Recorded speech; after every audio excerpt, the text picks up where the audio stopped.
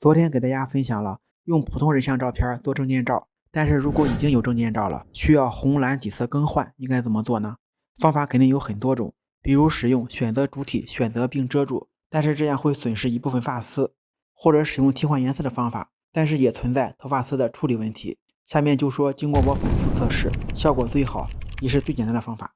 先来说红底换蓝底，打开一张红色底色的1寸照片，这张照片上颜色还是挺多的，背景红色，衣服上有红色条纹、黄色徽章，头发丝也比较多，用来掩饰正合适。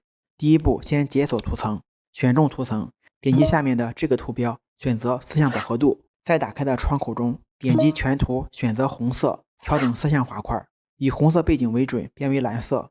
可以看到黑色的头发没有变，而且发丝扣的也很好，但是整个人脸、衣服上的红色也都变蓝了。我们点击左下角的颜色，把前景色设置为黑色，选择画笔工具，调整一下直径，样式可以选择硬边缘、柔边缘都可以，在人像上涂抹。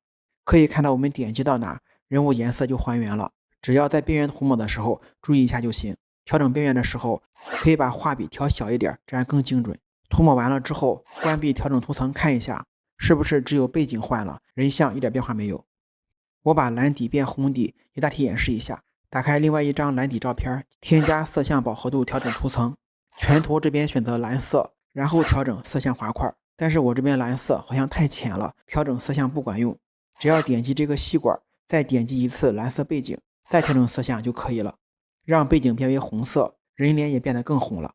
前景色改为黑色，用画笔工具涂抹人像照片，颜色就恢复了。关闭调整图层，看一下，效果也挺好的。今天说的这个方法主要就是不会影响头发丝，特别适合女士照片更换颜色。如果学会了，就点赞、收藏、关注一下吧。